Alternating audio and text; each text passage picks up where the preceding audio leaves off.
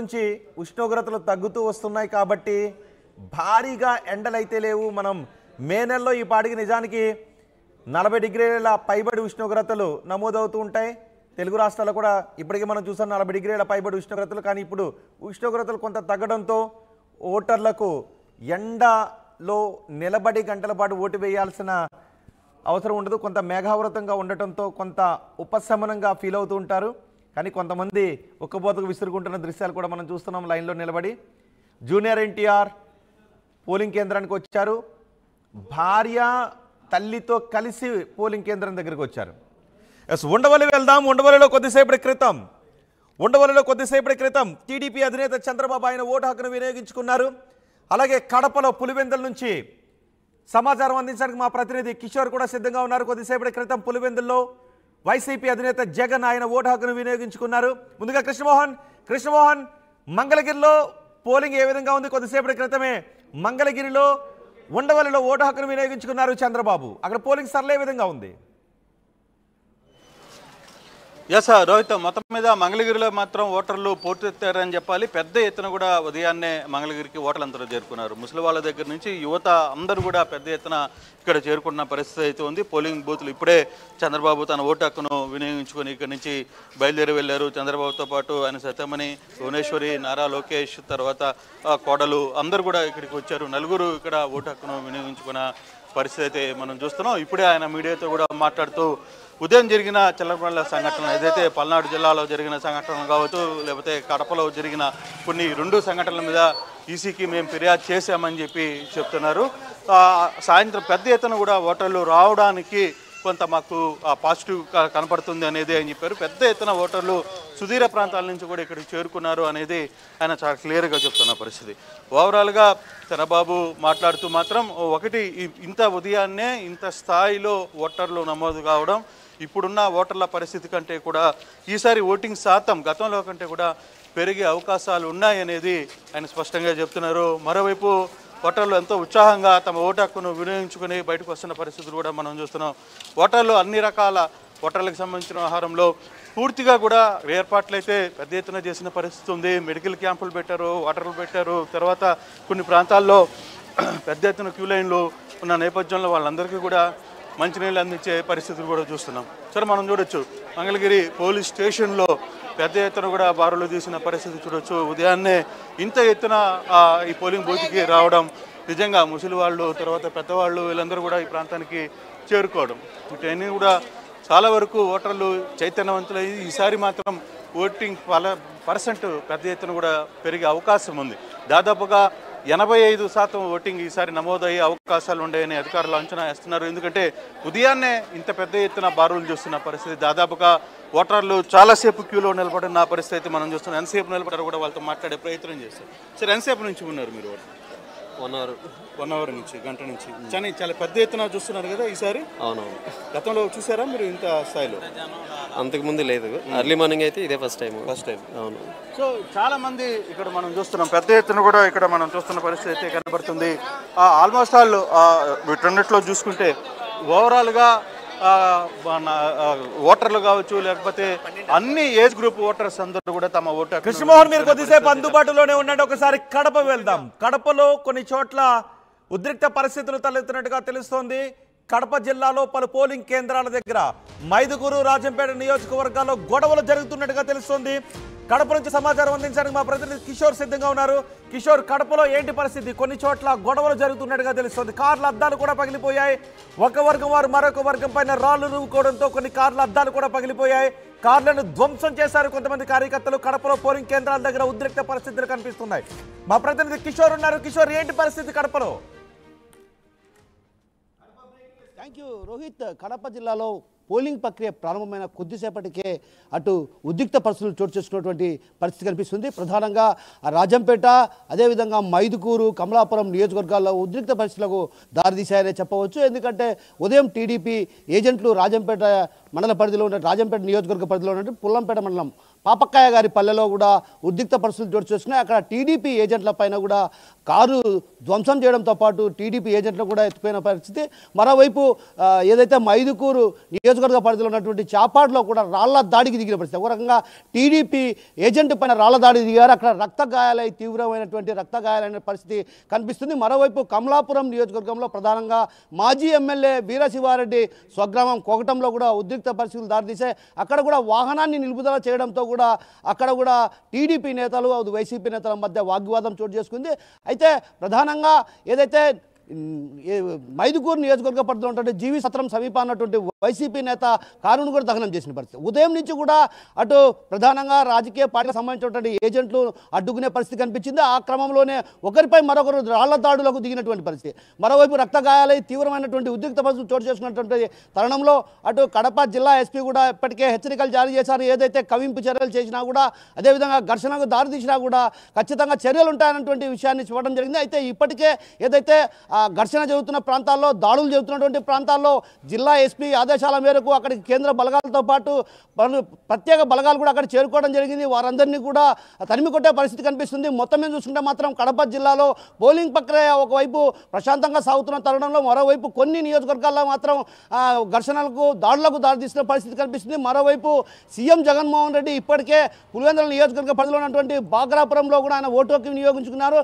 అయితే మరి కాసేపట్లో షర్మిల కూడా ఇదే పోలింగ్ కేంద్రం వద్ద, ఇక్కడ మనం పోలింగ్ కేంద్రం వద్ద ఉన్నాం, ఈ పోలింగ్ కేంద్రం వద్ద మరి కాసేపట్లో కూడా AP PCC chief Sharmila vote హక్కు వినియోగించుకున్నారు. ఆమె మరి కాసేపట్లో తండ్రి నివాళులు అర్పించిన అనంతరం కూడా వచ్చాయా ఫర్దర్ గా ఇంకా గొడవలు జరగకుండా ఉండడానికి ఏం చర్యలు తీసుకుంటున్నారు? ఎస్ రోహిత్, ఖచ్చితంగా. ఎందుకంటే పుల్లంపేటలో ఉద్రిక్త పరిస్థితులు దారి చేసిన తరుణంలో కూడా అక్కడ ఉన్నటువంటి డిఎస్పీ చైతన్య అక్కడ చేరుకోవడం జరిగింది.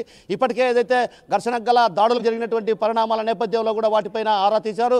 ఆరా తీసిన అనంతరం కూడా అక్కడ పెద్ద ఎత్తున పోలీస్ బలగాలను మోహరింపజేసి పికెట్ నిర్వహిస్తున్నారు. మరోవైపు ఏదైతే మైదుకూరు నియోజకవర్గ పరిధిలో ఉన్నటువంటి చాపాడులో కూడా పొల్లవోలు వంటి ప్రాంతాల్లో కూడా అక్కడ కూడా ఉద్రిక్త పరిస్థితులు దారి తీశాయి. అక్కడ టీడీపీ ఏజెంట్ పైన దాడి చేసిన పరిస్థితి. ఆ దాడి చేసినటువంటి నేపథ్యంలో మైదుకూరు డిఎస్పీతో పాటు మరో ఎస్పీ కూడా అక్కడ చేరుకోవడం జరిగింది. ఇప్పుడే కేంద్ర సాయుధ బలగాలు కూడా అక్కడికి వెళ్ళడం జరిగింది. అదేవిధంగా ప్రత్యేకమైనటువంటి పోలీసుల విభాగం కూడా అక్కడికి వెళ్ళడం జరిగింది. అక్కడంతా కూడా గొడవను సద్దుమణిగించే ప్రయత్నాలు కొనసాగిస్తున్నారు. మరోవైపు ఎక్కడెక్కడైతే ఉద్రిక్త పరిస్థితులు చోటు చేసుకున్నారో ఆయా ప్రాంతాలపైన కూడా ప్రత్యేకమైనటువంటి ఒక నిఘా ఏర్పాటు చేశారు. ఇప్పటికే ఎస్పీ సాంకేతిక పరిజ్ఞానంతో కూడా ఆయన నిఘాను ఏర్పాటు చేశారు. అయితే ఇప్పటికి మాత్రం ప్రస్తుతం సద్దుమణిగే పరిస్థితి లేదనే చెప్పవచ్చు. కొన్ని ప్రాంతాల్లో మాత్రం ఇప్పటికి కూడా ఉద్రిక్త పరిస్థితి కొనసాగుతుందనే చెప్పవచ్చు. ఎందుకంటే టీడీపీ వైసీపీల మధ్య హోరాహోరీ పోరు జరుగుతున్నటువంటి చిరంజీవి ఓటాకును వినియోగించుకున్న తర్వాత మాట్లాడుతున్నారు. ఆయన ఏం మాట్లాడుతున్నారో చూద్దాం.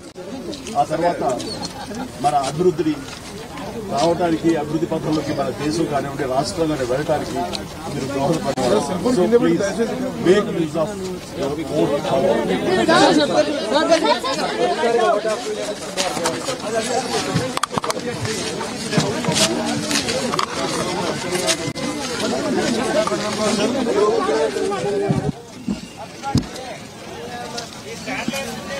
యూట్యూబ్ వాళ్ళకి సెన్స్ లేక ఇదంతా.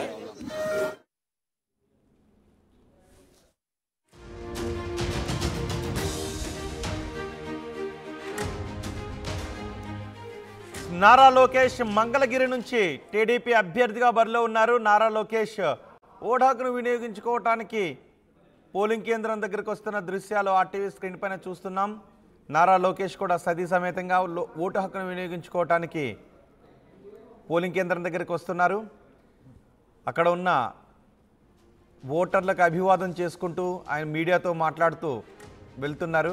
అందరూ ఓటు హక్కును వినియోగించుకోవాలని కోరుతున్నారు. ఒకసారి ఆయన ఏం మాట్లాడుతున్నారో చూద్దాం.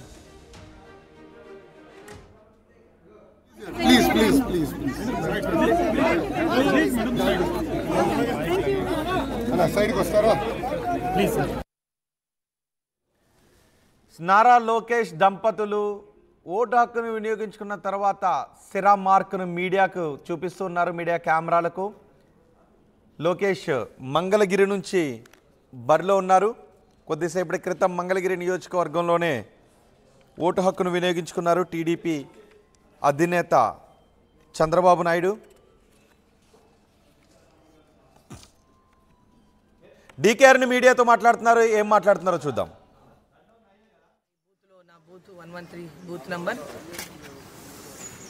టీచర్స్ కాలనీలో బ్రిలియన్ స్కూల్లో ఇంతకుముందే నా ఓటు హక్కును నేను వినియోగించుకున్నా.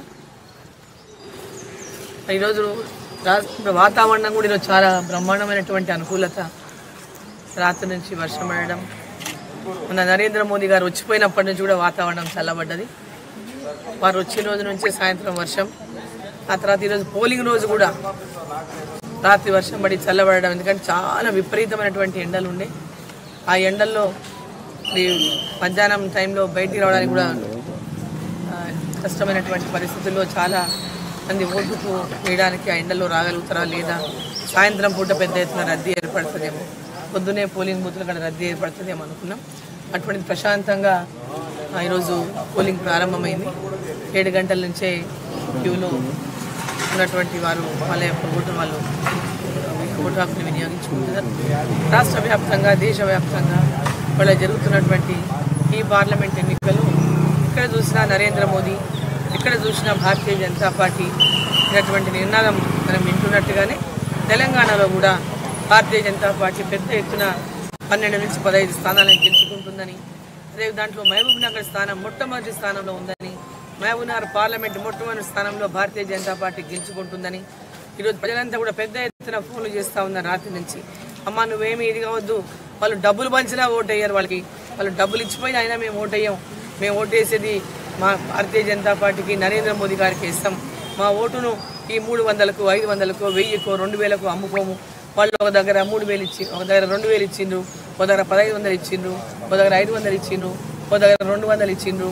అట్లా వాళ్ళకి ఎక్కడెక్కడ ఎట్లా ఉంటే అట్లా వాళ్ళు ఈరోజు కాంగ్రెస్ పార్టీ వాళ్ళు రాత్రంతా విచ్చలవిడిగా 7 నియోజకవర్గాల్లో కూడా డబ్బులు వెదజల్లిండ్రు. ఇప్పటికీ ఇంకా పంచుతూనే ఉన్నారు.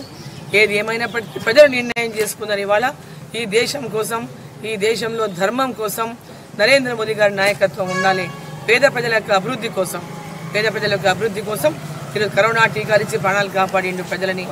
అదేవిధంగా ప్రతి ఒక్కరికి ఉచిత రేషన్ బియ్యం ఇచ్చి వాళ్ళ ఆకలిని తీరుస్తున్నటువంటి నరేంద్ర మోదీ గారిని, రైతులకు ఈరోజు కిసాన్ సమ్మాన్ నిధి ఇచ్చి అండగా నిలబడ్డటువంటి నరేంద్ర మోదీ గారిని, రైతులు, మహిళలు, పెద్ద ఎత్తున పేదవాళ్ళు, ప్రతి ఒక్క వర్గం వాళ్ళు నరేంద్ర మోదీ గారి యొక్క కేంద్ర ప్రభుత్వం ద్వారా లబ్ధి పొందినటువంటి ప్రతి ఒక్క లబ్ధిదారులు కూడా, అదే కాకుండా ఈరోజు విద్యావంతులు, విద్యార్థులు, నిరుద్యోగులు, అన్ని కులాలు, అన్ని బీసీ, ఎస్సీ, ఎస్టీ అన్ని కులాల వాళ్ళు కూడా, అన్ని కులాలు, మహిళలు ప్రతి ఒక్కరూ ఈరోజు నరేంద్ర మోదీ గారి నాయకత్వంలో మరి భారతీయ జనతా పార్టీ రావాలని కోరుకుంటున్నటువంటి నేపథ్యంలో ఈరోజు దేశవ్యాప్తంగా కూడా నరేంద్ర మోదీ అంటున్నట్టుగానే మహబూబ్ నగర్ పార్లమెంట్లో కూడా నరేంద్ర మోదీ గారిని గెలిపించాలని ప్రజలు నిర్ణయం చేసుకున్నారు. మొన్న నారాయణపేటలో జరిగిన సభ కానీ విని చాలా ఉత్సాహంగా కొనసాగుతోంది. పోలింగ్ కేంద్రాల దగ్గరకు భారీగానే ఓటర్లు చేరుకుంటూ ఉన్నారు. ఎక్కడెక్కడ ఎంతెంత శాతం పోలింగ్ నమోదైందో ఆర్టీవీ వివరిస్తోంది. నియోజకవర్గాల వారీగా, ప్రాంతాల వారీగా ఎక్కడెక్కడ పోలింగ్ శాతం ఎంతెంత నమోదైందో మీకు ఆర్టీవీ చూపిస్తోంది. సమయం ప్రస్తుతం 8:40 అవుతుంది. 7 గంటలకు పోలింగ్ ప్రారంభమైంది. దెందులూరులో 2%, గుడివాడలో 4%, గన్నవరంలో 3%, కడపలో 3% పోలింగ్ నమోదైంది. ఇక అమలాపురంలో 4% పోలింగ్ నమోదైంది. కడపలో 3%, ప్రొద్దుటూరులో 4% పోలింగ్ నమోదైంది. రాజమండ్రిలో 3%, రాజానగరంలో 3.5% పోలింగ్ నమోదైంది. గుడివాడలో 4% పోలింగ్ నమోదైంది. గుంటూరు వెస్ట్లో 3% పోలింగ్ నమోదైంది ఇప్పటివరకు. కడపలో 3% పోలింగ్ నమోదైంది. పిఠాపురంలో 5% పోలింగ్ నమోదైంది. పిఠాపురంలో పోలింగ్ ఉత్సాహంగానే కొనసాగుతున్నట్టు కనిపిస్తుంది. రాజమండ్రిలో 3, రాజానగర్లో 3.5, పులివెందులో 3%, రంపచోడవరంలో 2% పోలింగ్ నమోదైంది. 5% పోలింగ్ నమోదైంది పిఠాపురంలో. గుంటూరు వెస్ట్లో 3% పోలింగ్ నమోదైంది. పోలింగ్ కేంద్రాల దగ్గరికి భారీగా తరలి వస్తున్నారు. పోలింగ్ ప్రారంభం దగ్గర మనం నారా లొకేషన్ ఆర్టీవీ స్క్రీన్ పైన చూడొచ్చు. ఓటు హక్కును వినియోగించుకున్న తర్వాత శర మార్కును జనాలకి, మీడియా కెమెరాలకి చూపిస్తూ అభివాదం చేస్తూ ఆయన అక్కడ నుంచి వెళ్తున్నారు. అల్లు అర్జున్ కూడా ఓటు హక్కును వినియోగించుకున్నప్పుడు దృశ్యాలు చూడొచ్చు. ఓటు హక్కును వినియోగించుకోవడానికి సెలబ్రిటీలు, రాజకీయ ప్రముఖులు ఆయా పోలింగ్ కేంద్రాలకు తరలి వస్తున్నారు. కొద్దిసేపటి క్రితమే వైఎస్ జగన్మోహన్ రెడ్డి పులివెందుల్లో ఆయన ఓటు హక్కును వినియోగించుకుని వెళ్లారు. చంద్రబాబు నాయుడు కూడా మంగళగిరిలో ఆయన ఓటు హక్కును వినియోగించుకుని వెళ్లారు. ఆంధ్రప్రదేశ్లో 175 అసెంబ్లీ నియోజకవర్గాలకు 25 లోక్సభ స్థానాలకు ఎన్నికలు జరుగుతున్నాయి. రాష్ట్ర వ్యాప్తంగా 10 రాష్ట్రాల్లో 96 నియోజకవర్గాల్లో 96 లోక్సభ సెగ్మెంట్లలో ఎన్నికలు జరుగుతున్నాయి. అందులో 42 స్థానాలు తెలుగు రాష్ట్రాల్లోనే ఉన్నాయి. మరి తెలుగు ఓటరు ఎటువంటి తీర్పును రాస్తున్నాడు? తెలుగు ఓటరు తీర్పును రాయడం మొదలుపెట్టి సుమారు 2 గంటల 45 నిమిషాలు కావస్తుంది. 1:45 నిమిషాలు. 7 గంటలకు పోలింగ్ ప్రారంభమైంది. 5:30కే మాక్ పోలింగ్ ప్రారంభమైంది. మాక్ పోలింగ్ జరుగుతున్నప్పుడే పోలింగ్ కేంద్రాల దగ్గరికి భారీగా చేరుకున్నారు. సుమారు 2 గంటల సమయం కావస్తుంది. పోలింగ్ శాతం ఇప్పటివరకు ఏ ప్రదేశాల్లో ఎంతెంత నమోదైందో ఆర్టీవీ స్క్రీన్ పైన చూడొచ్చు. దెందులూరులో చాలా తక్కువ పోలింగ్ శాతం నమోదైంది. దెందులూరులో 2% మాత్రమే పోలింగ్ నమోదైంది. పిఠాపురంలో అత్యధికంగా ఇప్పటివరకు 5% పోలింగ్ నమోదైంది. పోలింగ్ కేంద్రాల దగ్గరకు ఓటర్లు బారులు తీరుతున్నారు. రంపచోడవరంలో కూడా పోలింగ్ 2% మాత్రమే నమోదైంది. దెందులూరు రంపచోడవరంలో పోలింగ్ కొంచెం మందకొడిగా కొనసాగుతున్నట్టుగా కనిపిస్తోంది. పిఠాపురంలో కొంచెం ఉత్సాహంగానే పోలింగ్ కనిపిస్తోంది. 5% పోలింగ్ నమోదైంది. హిందూపురంలో 3% పోలింగ్ నమోదైంది. బాలకృష్ణ పోటీలో ఉన్న నియోజకవర్గం అది. పులివెందుల్లో 3% పోలింగ్ నమోదైంది. వైసీపీ అధినేత జగన్ పోటీ చేస్తున్న నియోజకవర్గం అది. గుడివాడలో కూడా 4% పోలింగ్ నమోదైంది. గుడివాడలో కూడా ఓటర్లు కొంచెం ఉత్సాహంగానే ఉన్నారు. కడపలో మొత్తంగా 3% పోలింగ్ నమోదైంది. ప్రొద్దుటూరులో 4% పోలింగ్ నమోదైంది.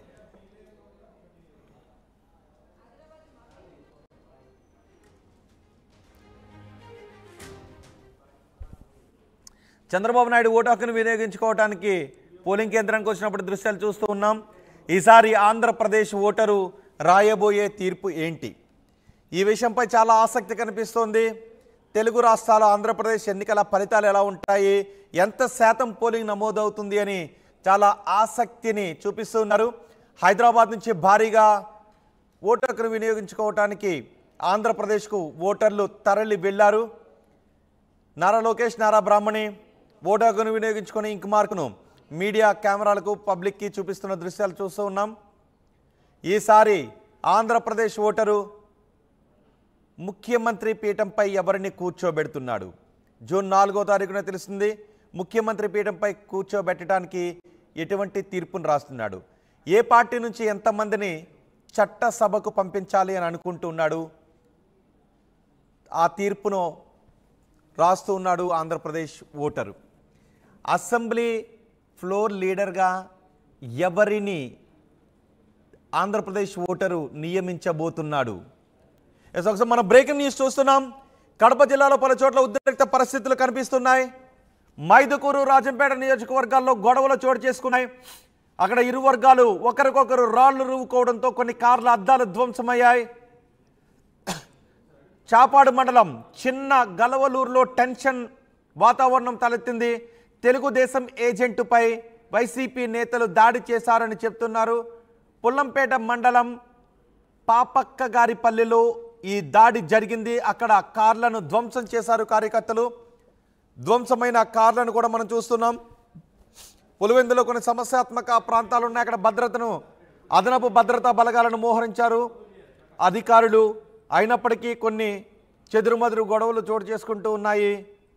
ఎన్నికలను ప్రశాంత వాతావరణంలో నిర్వహించడానికి ఈసీ అన్ని ఏర్పాట్లు చేసింది. అదనపు బలగాలను సమస్యాత్మక ప్రాంతాలలో అదనపు బలగాలను మోహరించారు. మొత్తం 46,389 పోలింగ్ బూత్లుంటే 12,439 బూత్లను సమస్యాత్మక బూత్లుగా గుర్తించారు. అక్కడ అదనపు బలగాలను ఏర్పాటు చేశారు.